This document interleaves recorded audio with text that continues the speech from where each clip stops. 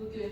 Então, pessoal, ó, a gente viu que uma corrente elétrica ela pode gerar um campo magnético, mas um campo magnético ele também pode gerar uma corrente, porque o eletromagnetismo une a eletricidade com o magnetismo. Então, quando a gente fala de indução eletromagnética, a gente está falando de gerar uma corrente a partir de um campo magnético.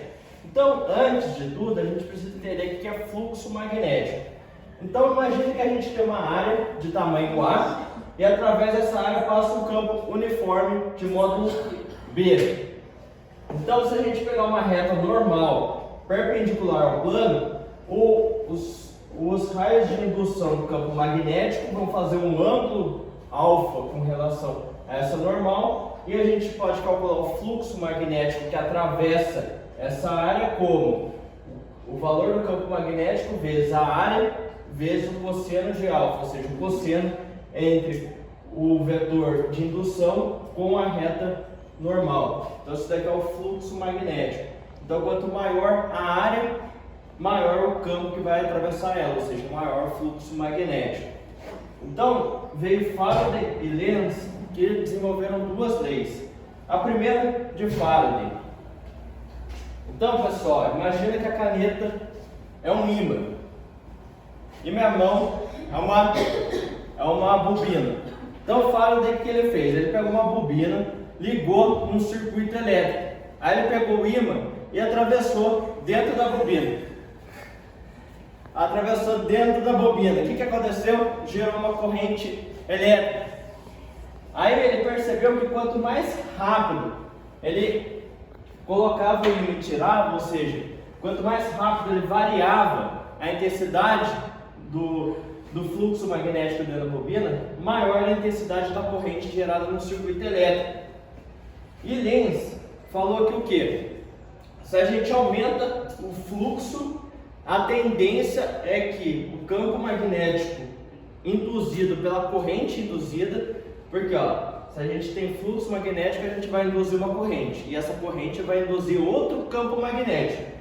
Então, o campo magnético induzido pela corrente, se a gente aumenta o fluxo, o campo tende a ser ao contrário do campo original. Então, por exemplo, se a gente tem esse campo aqui para cima e a gente aumenta a área, a tendência é que a corrente gere um campo contrário ao campo original. E se a gente diminui a área, o fluxo magnético, a tendência é que o campo induzido pela corrente seja do mesmo sentido do campo original.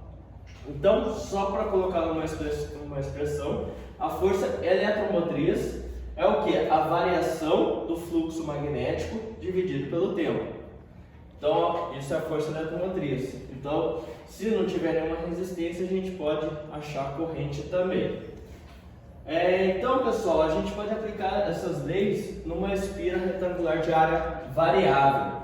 Então, ó, a gente tem uma haste que a gente consegue mover ela para frente e para trás.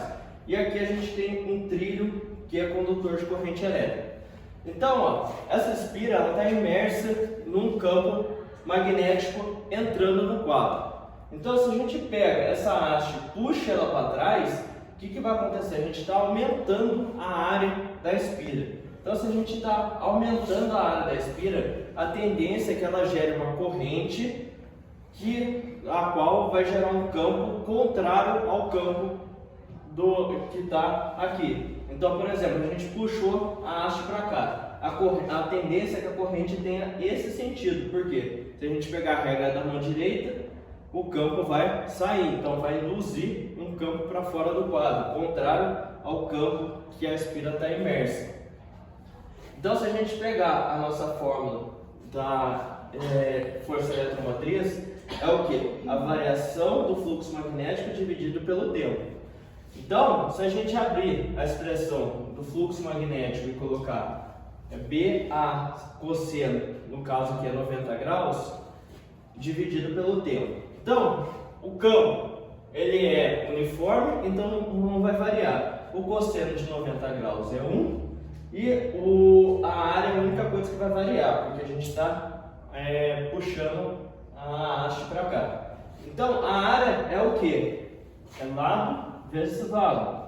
Então a gente vai ter o que? A variação da área, ΔS vezes E. ΔS dividido pelo tempo é velocidade. Então a gente tem que a indução, a força eletromotriz induzida é o campo magnético vezes o comprimento, o lado da espira, vezes a velocidade com que a gente varia a área da espira. E por último a gente tem os transformadores. Então o transformador ele só vai funcionar para corrente alternada. Então aqui que a gente tem? A gente tem um bloco de ferro e aqui a gente tem nosso circuito.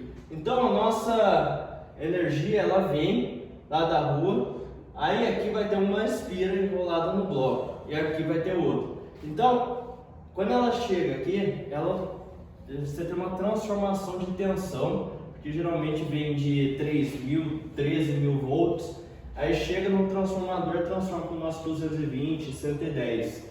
Então, o princípio do transformador é esse, transformar a tensão da corrente primária, ou seja, o que vem da rua, para a secundária. Então aqui a gente tem o número de espiras primário, número de espiras secundário, a DDP do primário, DDP do secundário, corrente do primário, corrente do secundário. Então com isso a gente consegue montar uma correlação. A DDP do primário dividido pela do secundário é igual ao número de espiras do primário dividido pelo número de espiras do secundário, que é igual a corrente do secundário dividido pela corrente do primário. Isso é uma correlação. Então, esse transformador ele só vai funcionar se a corrente for alternada, contínua não. Alguma dúvida?